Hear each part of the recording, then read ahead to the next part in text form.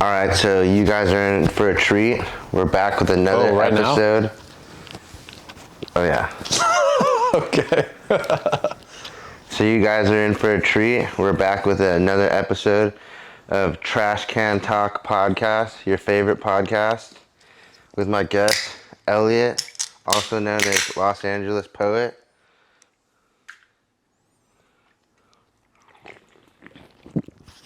Oh shit. It's fucking good. It's not that good. It tastes like water. And you're on another episode of Trash Can Talk Podcast. I'm going to give you guys some updates. One, we're on all streaming platforms. So you're going to be, one of the first releases to release to the streaming platform, which is, I'll tell you why it's cool, because when you're new on it, you get you get put on the new releases. Yeah, like you right get there. like 3 episodes on not all of them. I think Apple Music you have to pay, but some of them. And also we have Trash Can Talk merch on younggodsmfg.com. Another cool thing that I'm gonna start doing, which will be awesome, is I want to make every a collab with the artist or that's on the show, if they, you know what I mean? So Yeah, that'd be sick as fuck. right. Yeah, My idea was actually, and it's a really good. I'm not gonna say it actually. I'll tell you. 'Cause someone will steal it. Well, yeah, I mean. You know what I mean? Okay, so I have this really good idea for another collab merch. We have the Jesse Owens Young Gods Trash Can Talk collab merch up, and you can buy it on the website. Oh yeah, all his art is sick. So sick. Yeah. Like, man, the dude from The Simpsons who's all drunk. Yeah. The names are the best. Yeah. And so streaming platforms, thanks to Lauren, we're on all those. Big shout out to Lauren, who's also gonna becoming our executive producer on the show. Like I said, the merch is on younggodsmfg.com, and collaborations between guests who are artists and merchandise is in the works. So me and Elliot go back to the days when I didn't have any teeth. Oh yeah. Yeah, I just had these little black and gold nuggets. Then you blinged out. Blinged out. He did this tattoo on the back of my head that everyone always comments on.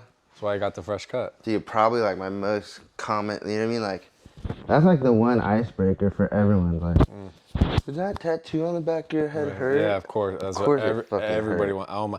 Then you had to go to court the next day? To go to Thailand, I think, too. I remember it was 5 a.m. and I just cut Chelsea cut your hair with just a razor. Right. And then we finished and you were like, oh shit, I have court tomorrow. Yeah. That court, dude, I was like, that day, okay, so let me explain to you anyone, I mean, a lot of the followers kind of know. So we have 30 diehard followers on this podcast. Okay, it was good. Right. And that actually makes me really happy because I'm in college now, and a class size of 30 is pretty big. Yeah, totally, yeah. So thank you guys for following and watching this. It's only going to get bigger, and you're in on the ground floor. You can literally DM me. I literally respond to every single DM, which I appreciate too, the feedback. Y'all can DM me too, Los Angeles Poet. Right. Just like it is. But so the reason that morning was the most transformative morning. So I was going into court to see if I could go to Thailand while I was still on probation. Oh. And I was able to go. So one of the things that taught me from That's right in the crazy. beginning is, if you want to do something, it is all about just putting you just gotta do what people tell you to do it. So my normal response would be, it would be okay, no one I've ever known has got, you're say if you come out of, post-incarceration, you're like, oh, I just can't do things. You can't even leave the county, you know what I mean? So you can. You just have to go to court and ask. Oh, no shit. Nobody tells you that shit. I had no idea. Dude, you literally, it was so it was a thing. It was I'm in court. I wrote out this letter of what I was gonna do. I was like, this is, and it was for like this job position. So I had this crazy idea of doing this huge music festival early in my sobriety, which all my ideas are super crazy. This idea still, so like another thing, if you have these crazy ideas, there's probably, if you're a creative, there's probably someone who isn't a creative that would financially want to back your crazy idea. Yeah, like an investor or whatever. Right. I mean, like, I don't know if you know Daniel Berger. So I have a poetry collective. It's Poetica LA with a K, Poetikla on Instagram. And it's like a collective for like a bunch of poets. And like I told it to this guy who, he's not a poet, but he was like, yo, this is great. And he's one of the main facilitators of it. And so, yeah, I mean, a lot of people who aren't necessarily associated with like the field still want to get involved with it. You know Yeah, what I dude. mean? I mean, that's the thing. Is like that's why. I mean, creatives make the world go round. It's just like creatives always like they just never like they have this idea and they're like, well, is it even worth something? Well, of course, right? You know what I mean? It's like, is that's why I love Jesse Owens because he's like, dude, like this is what my work's worth. Right. And it's like you get to like grow with him as his work, his work becomes more in demand. Whatever happened with his car? He got it back. Oh my God, are you for real? Yeah. How did he get his car back? Just made myself bleed. I want to get on the couch. No, dude, like so I forget too because it's like someone tagged on the inside like Oceanside Heroin Boys. Oh my God. So some junkie just like yeah, like some junkie who probably took his card, jacked off in it a couple times. Yeah, for sure. You know what I mean? Yeah. Like was on the nod and then just like bounced. And dude, the thing about that robbery too is like it definitely was like an Oceanside's so small, so it's like it's not like it's different than LA.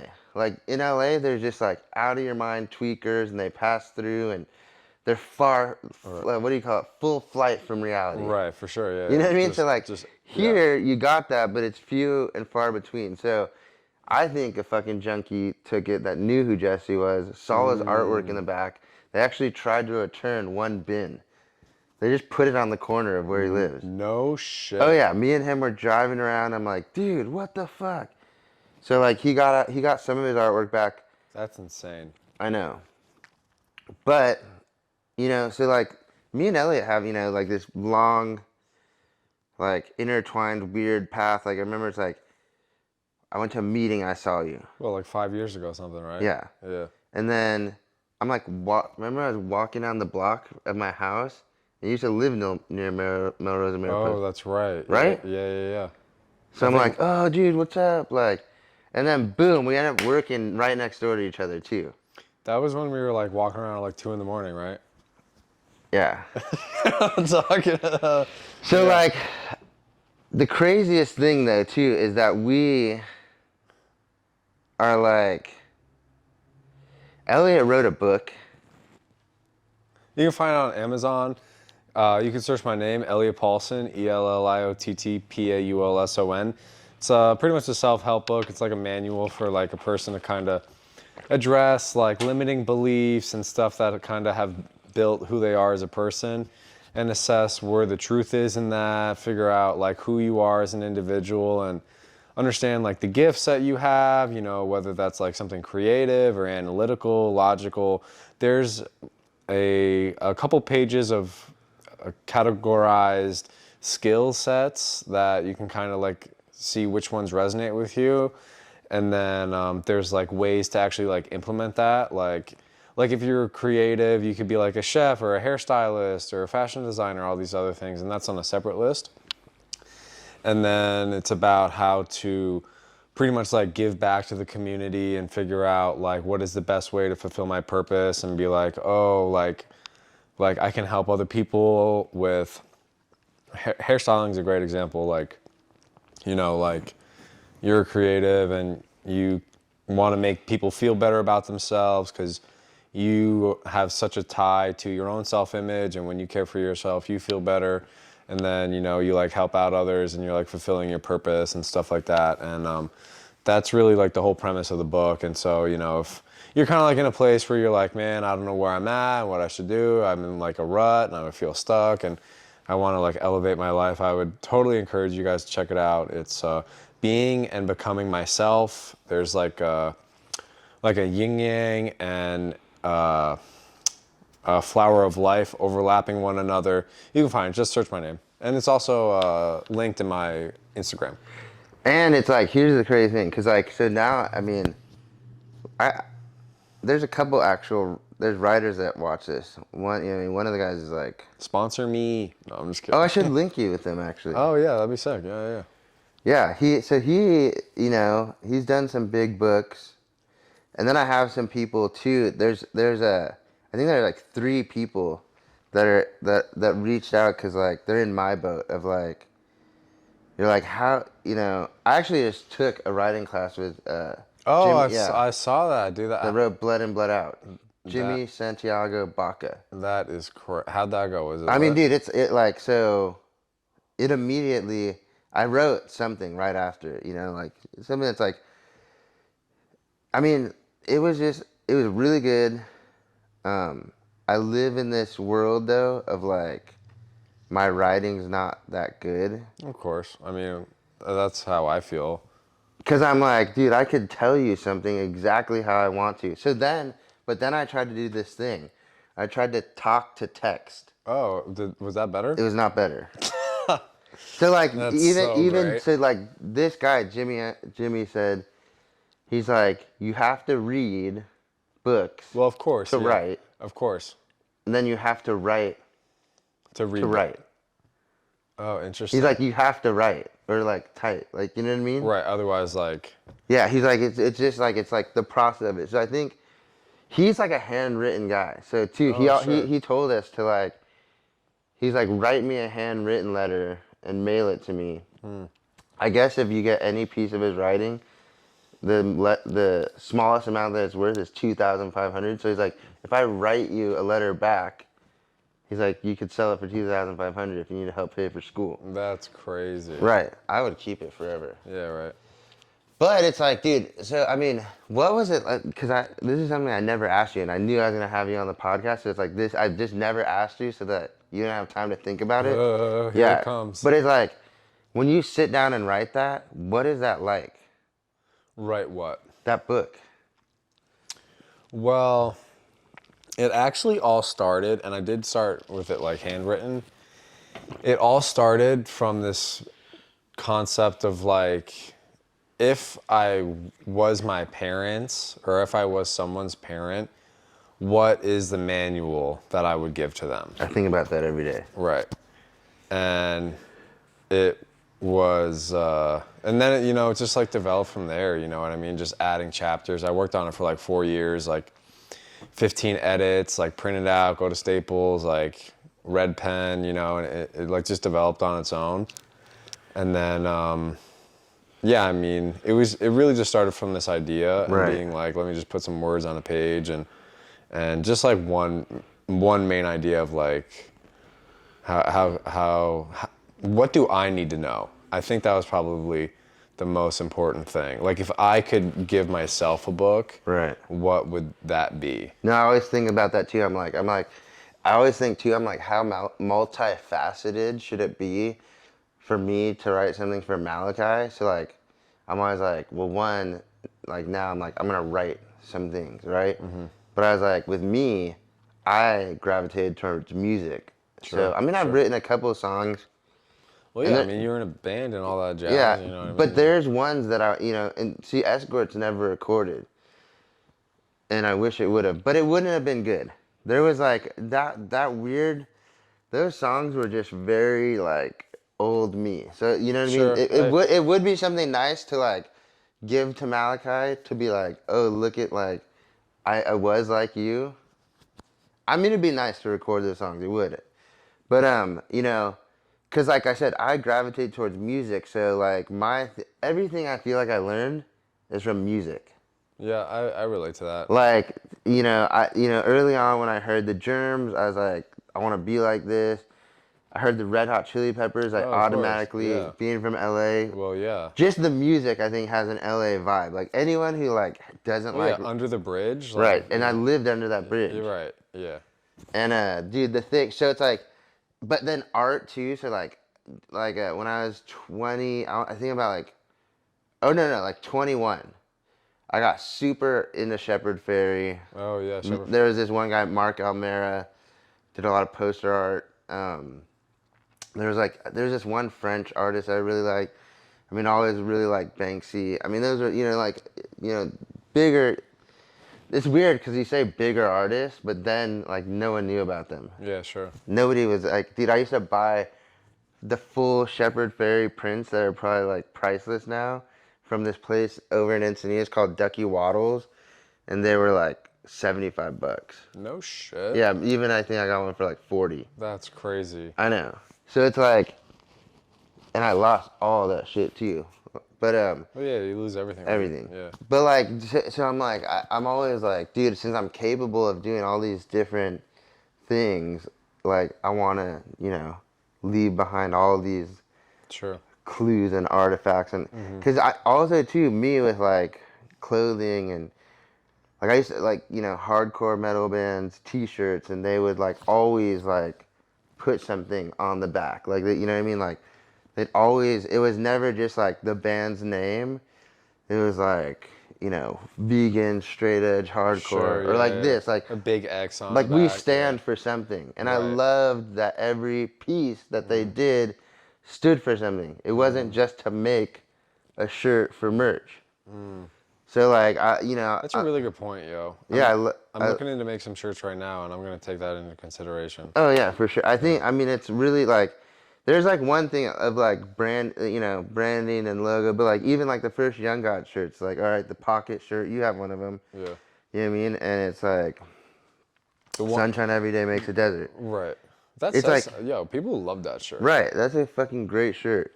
And that's the thing too is like, but I did a lot of shit. Like dude, I mean all my shit has like these deeper meanings, like the world, the one. That's the first one I just thought of, the world one. Yeah, so the world with the death metal logo, which like that shit like went over everyone's head. They're just like, oh, it's a shirt. But then everyone's like, well, so some people would read like worldless ego tour, Oh, instead or of yeah, less ego Right. world tour, Right. which is interesting to like, you know what I mean? Like that in itself would really speak to me, and then I started to decipher the different people who that's what they saw. like AA people, you saw, yeah. they see less ego world tour. And other people are like, Other people are like worldless world-less ego tour. That's so fascinating. Right, it is, and it's just like the original too. Like so, like it was supposed to be it's supposed to be like a 2-part shirt, but since that one did so poorly in sales, But didn't you make tote bags too? yeah, everything, tote bags, shirts, Yeah. and then no, dude, I mean like the tote bags and the hat and the shirt, and the hat and the tote bag had like no Young Gods branding on it. Oh, that's right. Yeah. Well, no, it had the metal. Not the tote bag and the hat. Oh, really? Yeah. Maybe that played a part in it. Right. And I mean, who knows? It's just weird. But like for you to go back, so you're like 17 edits into the book. I mean, like I want to know everything. Like how the cover, how do like tell for someone too who's like obviously you said that took 4 years. So it's Just like I'm not saying that to like a writer that like, oh, he's gonna give you like the secret hack to. But I get this question a lot, and I'm like, the one thing I always say is I just go, oh, you can just put it out on Amazon. Well, so it is on Amazon. Right. So tell us like, okay, you're at Kinko's. You just stopped like you did 14 edits, 16 edits. I can't remember. Red Pen.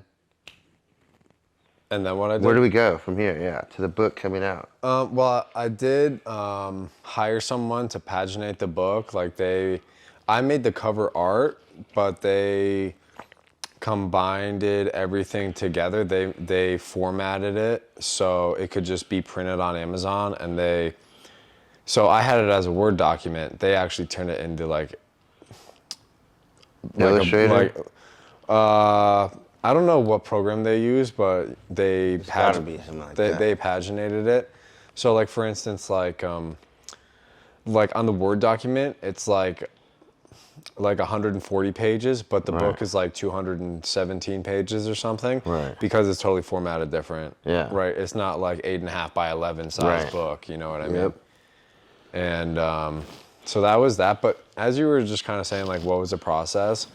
The first thing that came to mind was that, like, it wasn't, I didn't write it like I was thinking, like, in terms of, like, the first word I wrote has to be a direct connection to, like, holding the copy, the finished copy in my hand. Right. It was really just like, let me finish this section of it. Like, let me get this draft done.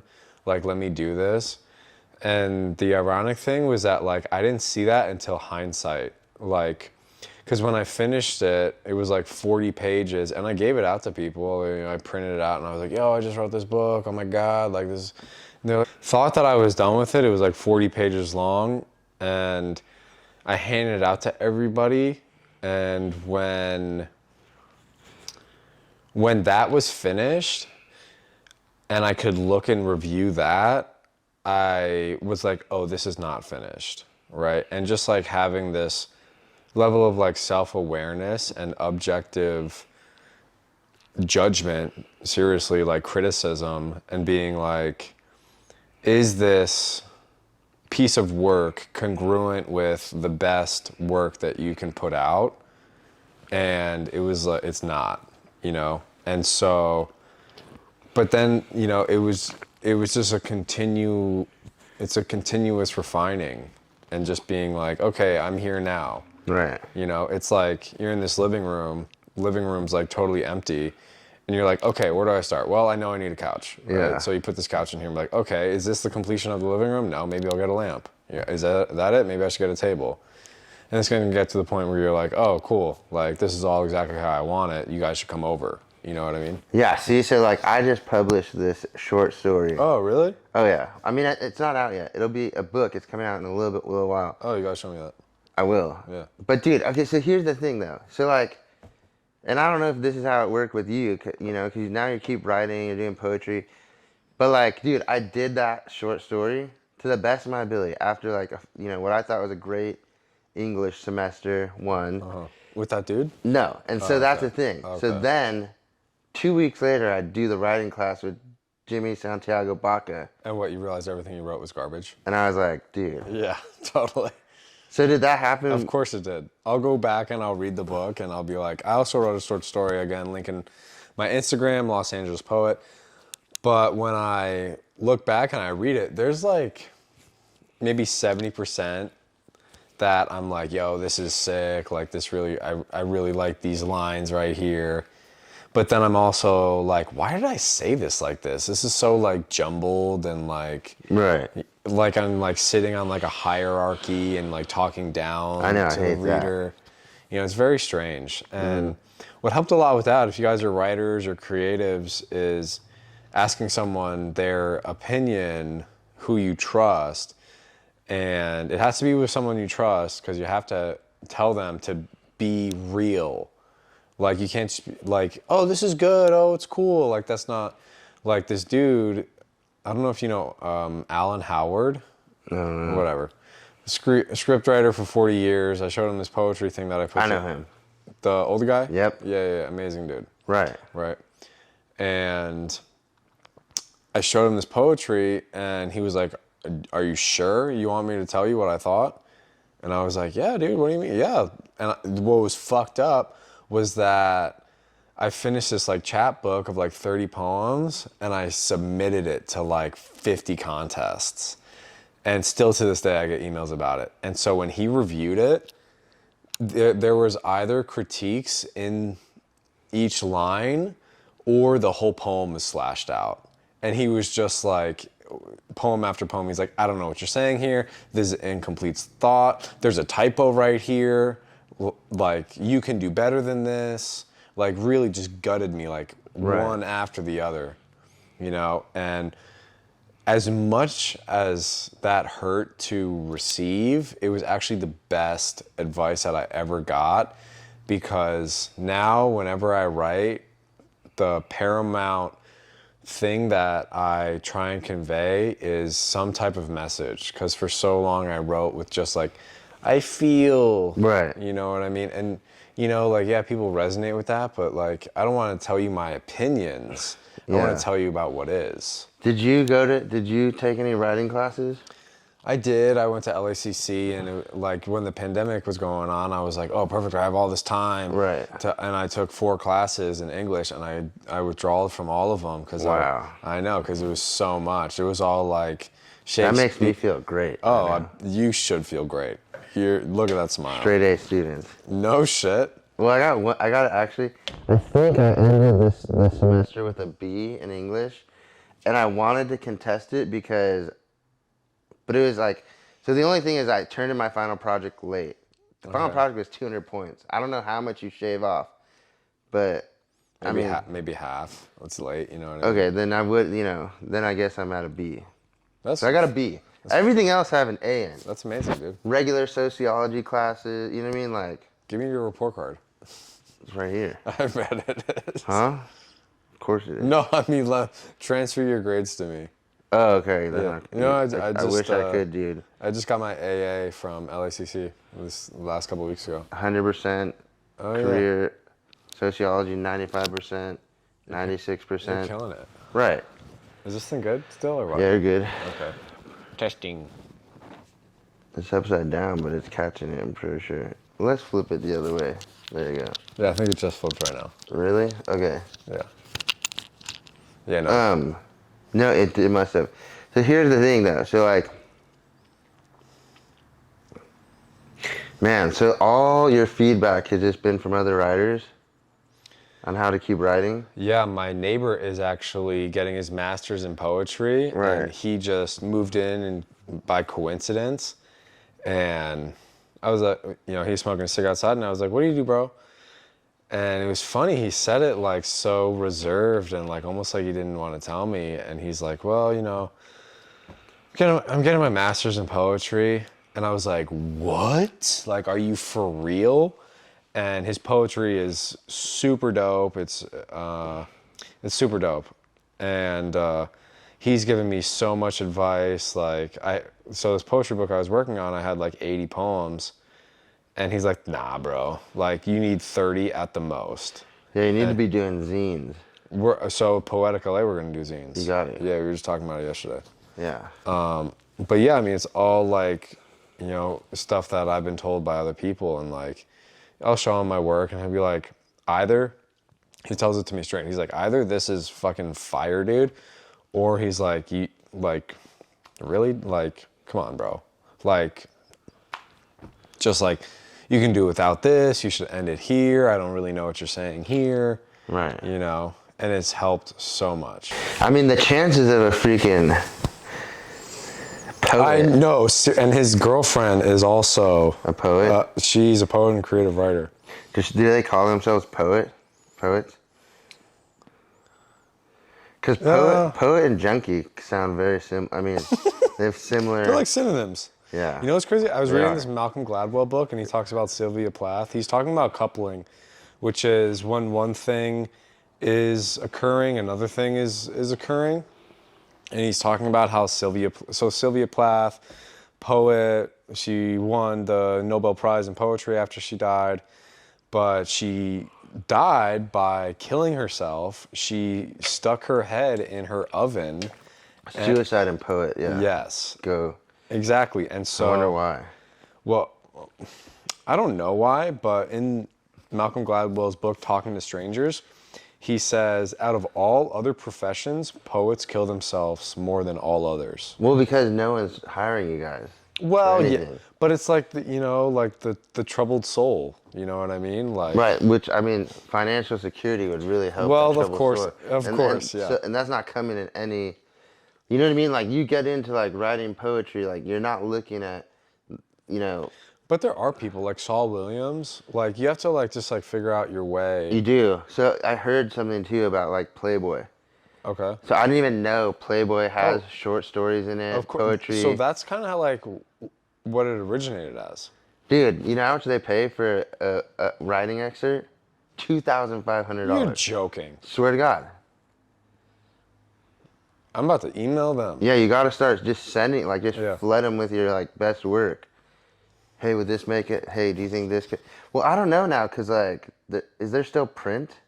I think so, I'm dude. sure, dude, if they're There putting it must be. in there, even on their website, they still have to be paying those. Right. Yeah, because, like, it's just like a zine, Right. like an online zine. Like, They must have. obviously, the Yeah. writers are getting paid Yeah, and to create I'm sure people are content. still buying that shit. My There's, homie you just. know, in all reality, let me put it this way. I'm sure actually at this point, there's probably online things and newsletters that are probably paying just as good For as old as in print print. magazines, that if not better. And dude, I feel like too, once we get into this like Web3 space, Give me some and NFTs. I don't really like to even mention the word right now because obviously they're doing so bad. And I don't like to talk about it because I just can't wait for the day when people are like, oh my God, Brandon, you were You still right. buying NFTs? I bought an NFT last week. Okay. Well, of course I am, dude, because like I know that You like, have the Bitcoin billionaires.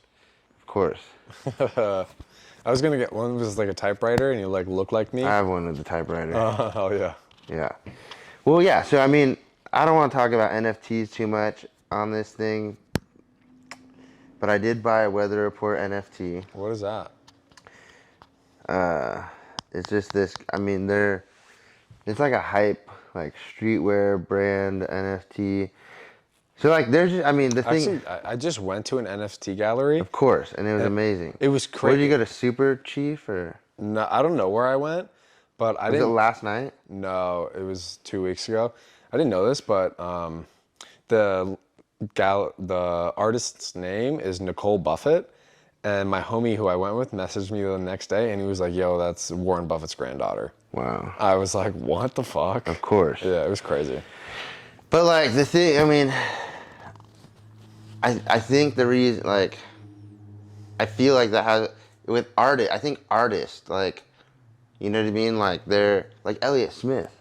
Yeah, look Like at that that. guy jabbed a fucking knife through it. So I mean, he would be a poet. Well, sure, of course. I know he put it. Kurt Cobain, all those guys. Yeah, all those guys. I mean, see, they're crazy though, cause like he struggled. Kurt Cobain, I don't know, Basquiat, I mean, he pretty much killed himself. with heroin. Yeah. Well, that makes sense to me, at least. You know Well, what I sure. mean? Like, I think a lot. God, I think one of his. Let me look this up. But they just did it. A Basquiat. I mean, I know he's I at think it's sold for like like 100. $110.5 million. The skull. Let me look at what it was. It's one of the skulls. Is it? Yeah. Some I don't like know. some like It probably is. some like Asian guy in Japan bought it. I saw it. Yeah. So like, I mean, I wonder if he was selling any of his stuff for anywhere near that while he was alive. I mean, he was popping. You know what I mean? He was. $100 'Cause of million Andy Warhol. was not. If you had $100 million back in like 1980, it was like $1 billion. You know what I mean? Right. So Yeah. I mean, he was doing fine. He's a junkie, so you know that a lot of people probably bought paintings for $20 because he just needed $20. Of course. I mean, probably not towards the end, not but the beginning, but yeah, he was like, "Yo, in the here." beginning for sure. Yeah. Like, dude, let me paint your whole, like, just get me well, and I'll paint this whole side of your house. I saw that he painted this refrigerator, and that sold for like $5 million. It was like all scribbled out, the insides and shit. Someone's at your door. Who is it? We have a surprise guest, everybody. And through door number 1.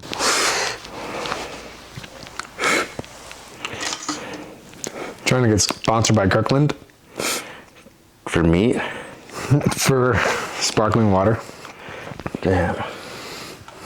Yeah, why not? You can't have both. Well, Liquid Death doesn't send me any sparkling water, guys. And I love their sparkling water. Yeah, it's amazing. It's like spring I water. would drink it over that one, that delicious Kirkland one, but I don't have any to drink or choose from. So, So, tell us how you ended up starting Oh yeah. Poetica LA. Tell us about how it's doing, what the plans are. So I'm a part of a poetry collective. It's Poetic LA on Instagram. It's POETIK LA. So pretty much how it started was I saw this movie Slam by Saul Williams. It's pretty much him. He gets convicted for having a bunch of weed, and then he goes to prison, and then he like does a bunch of slam poetry to, like not have to shank somebody. Is Poetica slam poetry? Technically, no, because we don't like judge anything. So it's really just Slam poetry is judgy. well, you get judged. Like you get a score, and like there's like a winner. But Okay. Poetic LA it's pretty much a collective of Los Angeles poets who just share all their work in this space. It's in Silver Lake, California, up in Los Angeles. And if you ever want to check it out, it's 2930 Hyperion Boulevard. Check out the Instagram. And so pretty much it started by me seeing that movie and me being like, well, I'm a poet. I want to be a part of a poetry collective, and nothing had really opened up yet because of COVID and all that. And so I was like, well, why don't I just start my own, right? And so I talked to someone about it who I knew Saul Williams, and then we were like, yeah, this would be sick. I love poetry. And then I got two other guys involved with it. One actually knows Saul Williams. And from that, so he has this movie Neptune Frost, which is the premise is pretty much, it's in Rwanda, and it's like this futuristic, rural story about pretty much like getting in tune with your energy within yourself. And Can we start that all over again? Because I picked my nose. No, I'm just joking. I'm just joking. You looked right at me when I picked it, and then I stopped, but go ahead. We'll leave it on. so this guy. I know. And but so I got his name's Austin Alexander. His Instagram is I am Austin Alexander. The other dude is Daniel Berger. His Instagram is Jew Burgers. And What we'll do, too, is you get me all this info, and I'll put it down. oh yeah, I'll text it to Yeah. you. Yeah. This is right. Or this is right. This is the comments. If you're watching on YouTube, this is where the information is going to be. Right. And so we also have a website. It's poeticla.com.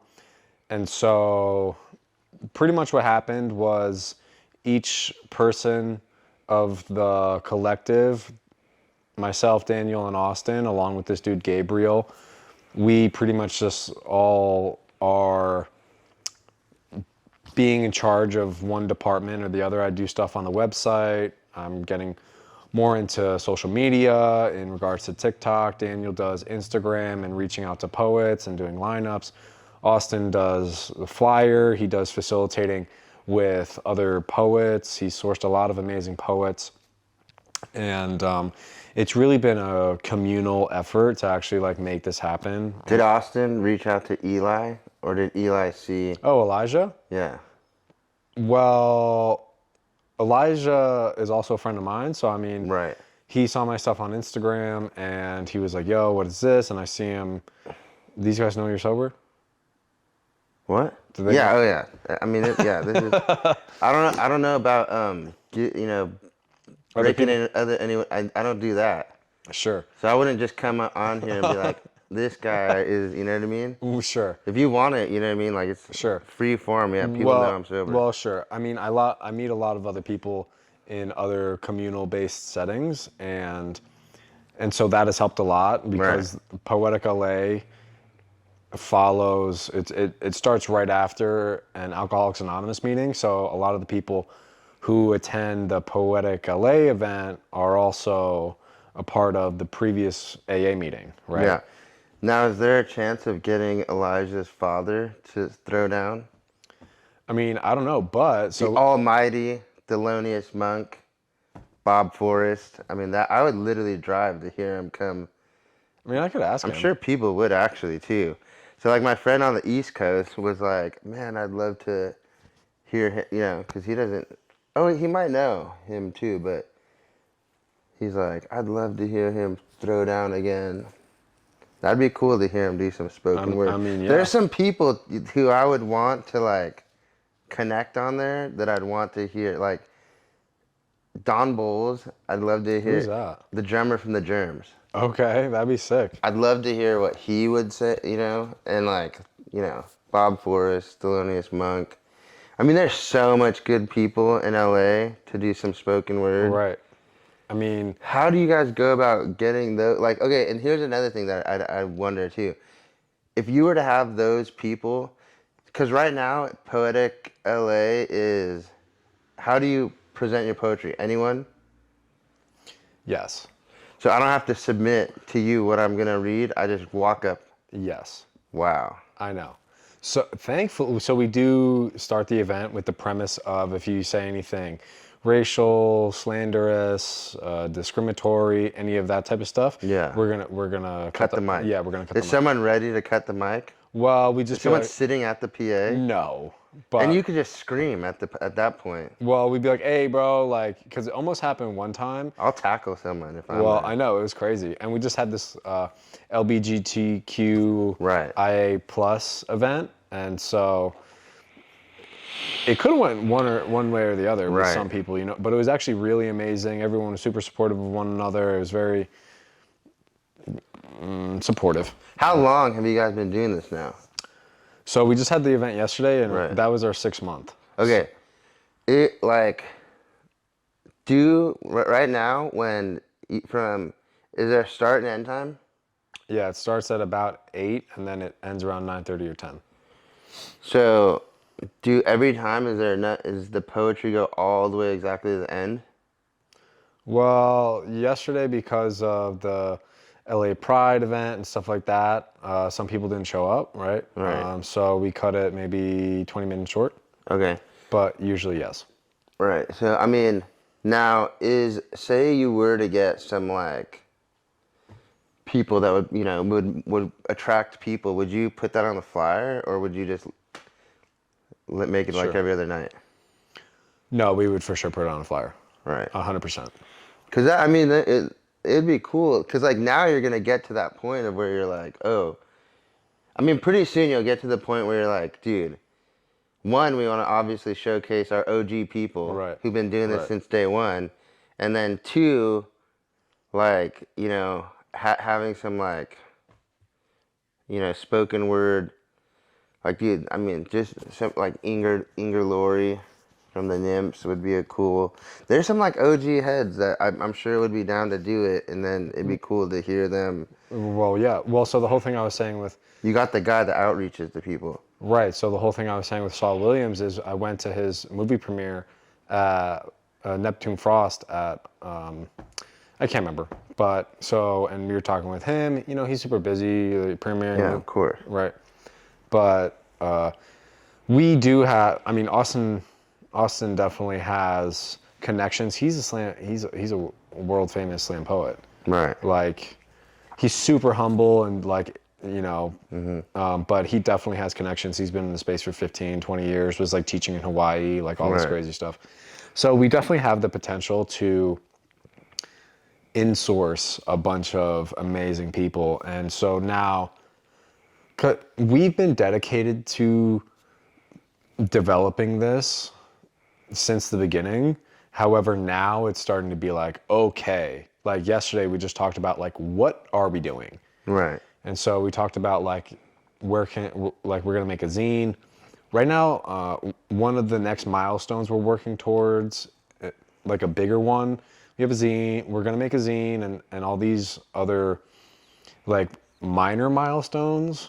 But what we want to do is get a bunch of poets' poems and put them into a collection and publish this book for all the Poetic LA poets, Right. and pretty much turn Poetic LA into a publishing company. And so that's like the next, like, okay, Right. you know. Which you gotta you need some heavy hitters to Well, yeah. to get the eyes on that thing. Right. It'll happen. We do have this dude, Dr. Donnie Jackson. His Mm-hmm. Instagram is Donnie Jackson. I mean, I'm sorry. His Instagram is Dr. Donnie.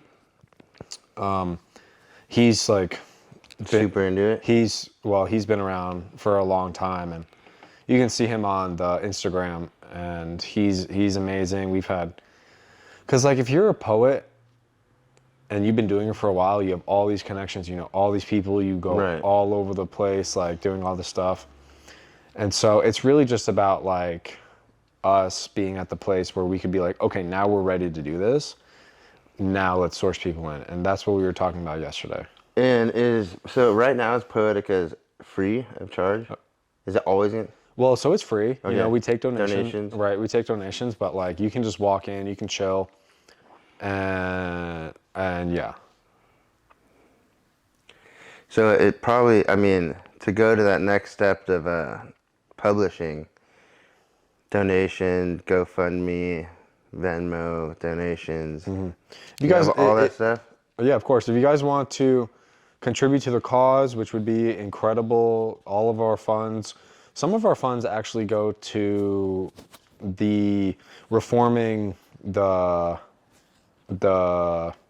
LA jails, like the industrial complex. Right, dude. Fuck don't get me started on that shit, yeah. bro. Then so that's why, right? I haven't even gone in on this podcast yet about my views towards that. Because I have a certain person, one of my teachers that I want to have on my podcast, who's the one who like got me into school. His name's Martin Leva. Like he's gonna be my guy to like, but I would probably let him take the reins.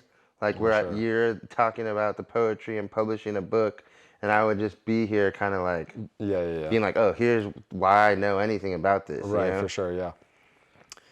So you reform. So Dude, I wonder if you guys could go into prisons. Is that what you're working on? That is what we're working on. Right. And so we're going to do that. We want to start a workshop where we write poems to people in prison. And so we're going to talk to someone who deals with H&I. And so like how to go about doing that. All right. And then, and so I was going to say, if you guys want to support this cause, you know, we do donate a lot of the proceeds to nonprofits, and so we can actually like involve the community. The Venmo, Poetica LA, if you look it up, it has a little microphone and it says Poetica LA, you can't miss it. And so, Is all this information on the website? You know what? It's actually not. Ooh. Yeah. Who's going to update that? You? I'm definitely going to update that. Yeah, so update it because like I said, so now this is streaming. So like, I got to talk to the executive producer lady, but I don't know. I mean, because if you look it up on Apple Podcasts, I don't know how much information I could put in that little area I have, you know? Yeah. So like, hit us with the website again. The website is poeticla.com. Right. And is there like 3 poems you want to read? I'm down. Yeah. I mean, we need some, you know what I mean? You might as well. Yeah, I'm about it. I just wrote some stuff yesterday and they're cool. This is hot off the press from yesterday. Yeah. Right here, we got this typewriter. Yeah, this is my typewriter. I write everything on it. I brought it down to like set the scene, you know what I mean? And that's something I wrote today, but it's not finished, so I'd rather just read something that I wrote. Did you write that on the train? No, I was going to finish it, but then I was working Tonight you'll be able to. The way back. I'm going to work on the website and stuff like that, but I'll finish that later. Website via your phone? What? You can do it on your phone? Oh, I have my laptop in my backpack. Good call. Yeah. So what, you want to hear? Hit us with, the Okay. new one. So my Instagram again, Los Angeles Poet. That's a good one. That's easy. It's good. It's good. I don't know how you got that. I don't know either. That's like because I was just telling my friend, like, I was like, this guy, there's this one guy, I think his name's like, it's not Will, but it's one of those like 4-letter names. Right. It's like how to. Like there's an NFT guy named Trav, but it's one of those names, and the guy's like, I literally have all these followers from having this name. Well, yeah, of course. Hit us with it. This is called Don't Blink. Feast of a vegetarian king atop granite.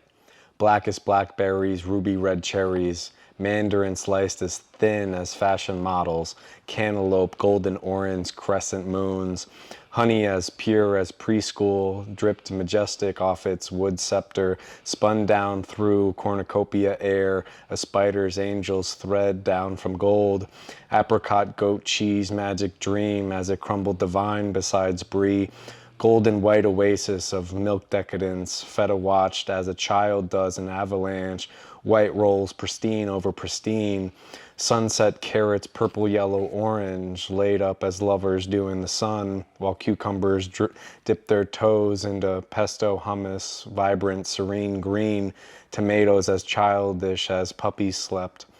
Till in came a hand, and then 99 more as quick as mice. Rip, twist, gnaw, nosh, smack, jaw, swallow, scatter, scurry, pitter, patter, dash, gone. The death of beauty happens too fast. And what is that about? Well, I was at this NFT event, and I got there early, so I saw this whole arrangement of food. I don't want any followers to unsubscribe right now, so we're gonna say it's art event that he's at. No, I'm joking. Some of these people, dude, are haters on NFTs. Really? And they immediately discount everything that you say because you say the word NFT. I mean, sure, like I'm not like... He went for the art.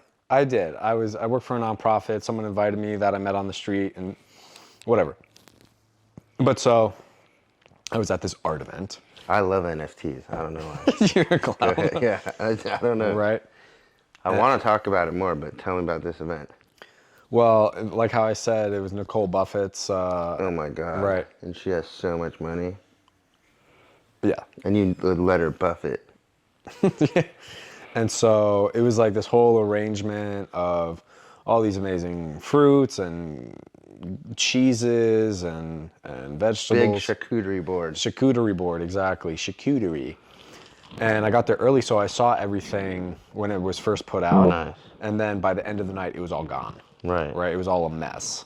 And I was like, this is kind of interesting. Yeah. You know, so it's about that and about how something beautiful just like dissolves. Right. Just like that.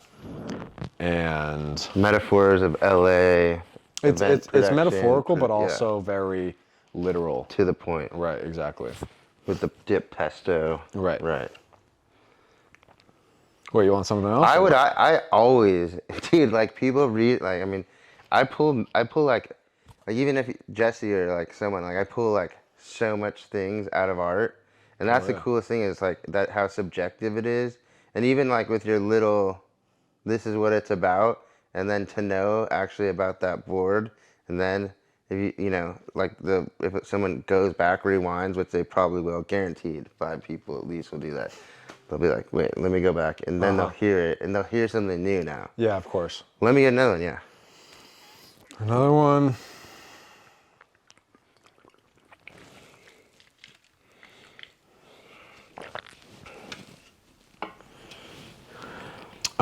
Okay. So this is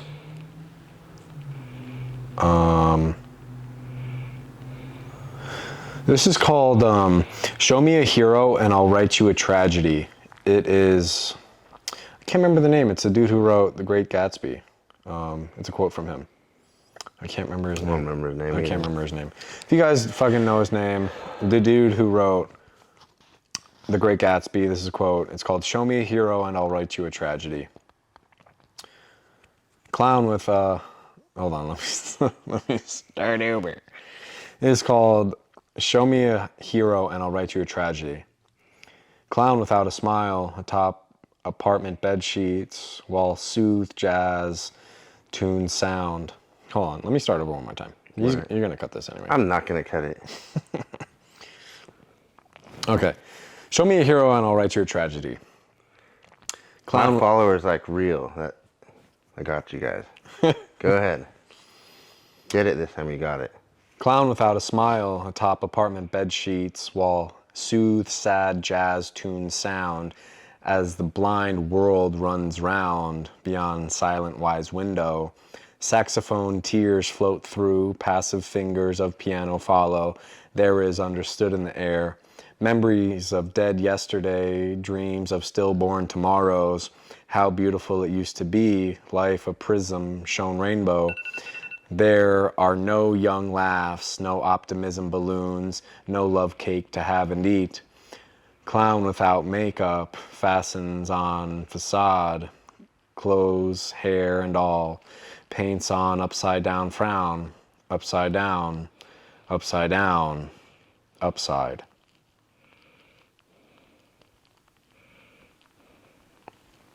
And that you said it's about just a quote, The Great Gatsby. So the title was the quote, and then that was the poetry. Yeah, I write the poem first, and then I think of the title afterwards, and it's pretty much about how, you know, I was like in a mood, and I was just thinking like I'm such a fucking clown, and I was laying on my bed, and I was just like, okay, like clown, and I kind of just went from there, and then, you know, it's really about how people put on this face for someone else, like Right. a clown goes, makes a bunch of people happy, whatever, and inside they're like, you have no idea how miserable I am.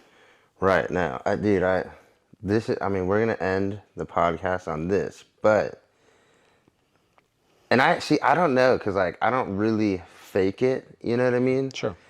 But you know, like I am. So I'm in the program. I'm sober, and I got sponsees, and I job coach people, and ever since you know me, like I only do what I like to do. No, that's true. That's true.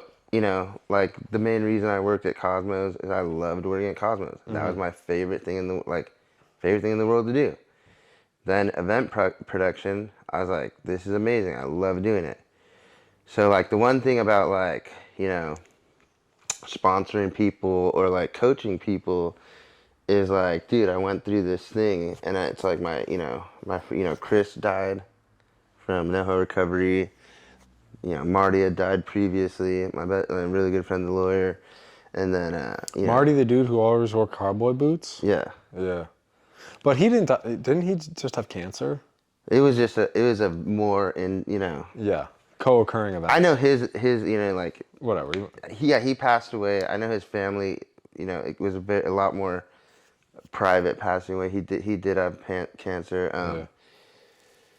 And then my grandma just passed away, and it was like really hard for me to show up. And I was just like, but I was like, I'm like pretty honest. You are. So it's like yeah. people were like, "How are you doing?" And I'm like, Going "Not through good." It. Yeah, going through it. Yeah. And even like people, this is so weird. So I said this in this other episode too, and the camera just shut off.